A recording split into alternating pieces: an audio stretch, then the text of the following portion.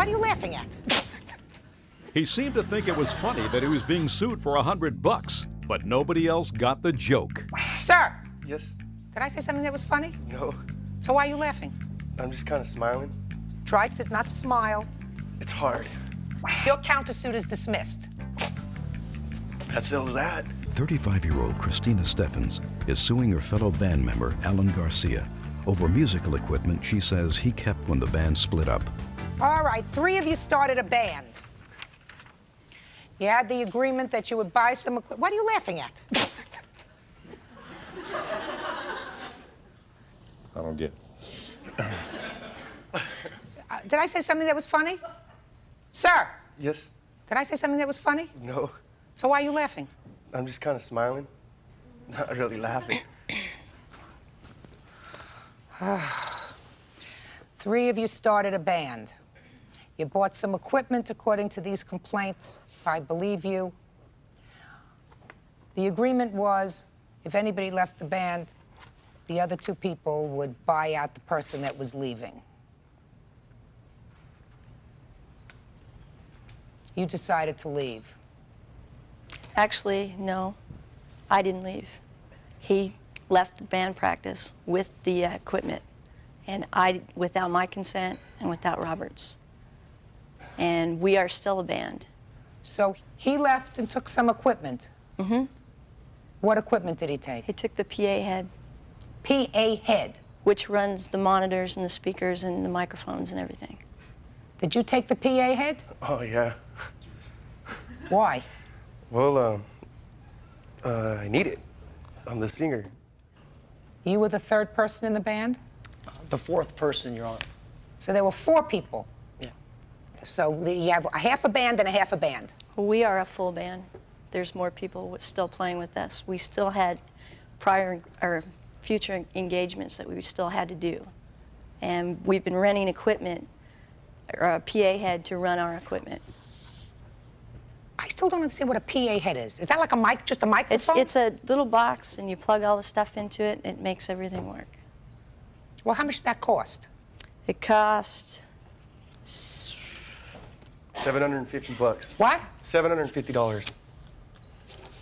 About... It cost $750. $742. You wrote it right there. $742. $742. And how much is the equipment that you have worth? The monitors and the Sun speakers are mine. They never were the band's. And I have receipts that I bought them, and they total $974, what he is suing me for. He's suing me for my equipment. The contract says right here all the equipment that's involved in this piece of musical shamble that's going on here, and Could I see that, please? it's all together, regardless if she bought it or what. It's all You together. never paid Just a second. We all pitched in to buy this, the 3 of us. Okay. You did not pay If for one it. person, if one person was to leave, then the other 2 would pay it out. Now she left. She went with him, and that's fine. And me and Robert are still together. We'll pay her money. We just want the equipment. You Just see? a minute. Did you pay this $974 for the equipment that she says she brought into the band? No, she did. Well, then why should she give it to you? What does the contract say? The contract says if somebody leaves, the other ones will buy out their house. Listen to me, sir. Let's talk logic. Try to not smile. It's hard. It's not hard. Just do it. Judge Judy is ready to rule. There's a certain logic in a group of people, 3, 4, 5 people getting together and deciding to pool their money, buy equipment, and a contract that says if somebody leaves, the other members of the band will purchase their equipment. It is illogical to say that if somebody has purchased equipment, $1,000 worth of equipment, they're going to put that in the pot for no money. And then, if somebody decides to leave, let's say she decided to leave and the only equipment that was there was $974 worth of equipment that she had purchased that nobody contributed to, that she would have to buy out her own equipment. Wouldn't that be stupid? Would that be stupid? Well, how does she What do buy you mean? her own equipment if she's taking it? I don't understand. No. You're countersuing her for her equipment that she bought that you didn't pay for. Isn't that right? That's what your countersuit is. All I'm aware of is that the equipment belongs to this group. No, listen to me. Not aware of. You started this group. Did you pay for the equipment that she brought into the group?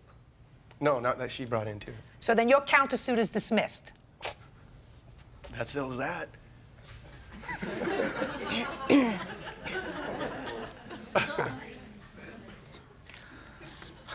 Very quick. Let's get rid of this. He's irritating me.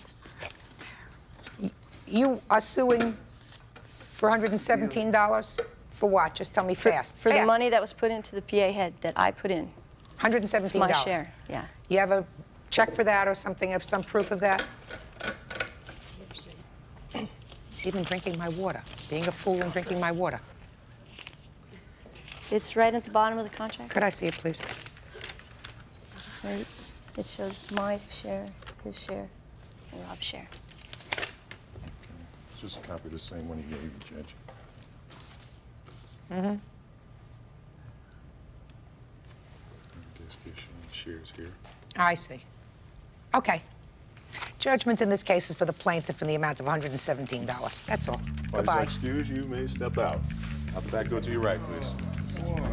Judge Judy. Welcome to the conclusion of one of the most frustratingly illogical band breakups ever caught on camera. It's a case that reminds us why the star power of a lead singer doesn't always translate to common sense in a courtroom. At the heart of this dispute is 35-year-old Christina Steffens and her former bandmate, the group's lead singer, Alan Garcia. What started as a shared dream to create music together quickly spiraled into a petty standoff over equipment ownership and a completely baffling countersuit that left the bench in disbelief. The core of the drama began when Alan abruptly walked out of a band practice, essentially quitting the group, but he didn't leave empty-handed. He took the band's shared PA system head with him. When Judge Judy asked him quite simply why he took a piece of equipment that didn't belong solely to him, his justification was shockingly entitled. He felt he needed it because he was the singer. However, a PA head is the literal heart of a band's live sound. It runs the monitors and the microphones. And it cost the group $742 to purchase collectively. Because Alan walked off with it without the consent of Christina or their other bandmate, Robert, the remaining members were left in a crisis. To honor their upcoming professional gigs, Christina and the rest of the band actually had to pay out of pocket to rent replacement equipment just to keep the show on the road. Christina came to court with a very modest, reasonable request. She just wanted her $117 share of that PA head returned to her. But Alan didn't just show up to defend himself. He showed up with an ego and a countersuit. He attempted to sue Christina for $974 worth of monitors and speakers. The massive flaw in his plan? Christina had the receipts. She proved she bought every single piece of that gear with her own money before the band even formed. Alan even admitted out loud on the record that he didn't pay a dime for any of it. Yet he believed that according to a deeply flawed reading of their band contract, any gear brought into the practice space magically became the communal property of the group.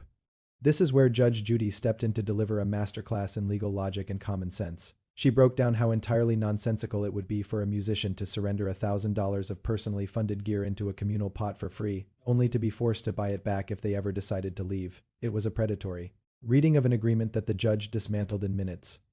But perhaps the most memorable part of this case wasn't the contract at all. It was Alan's baffling, almost self-sabotaging courtroom behavior. From the very first minute, he couldn't stop smiling and smirking, treating a formal legal proceeding like a private joke when warned to stop.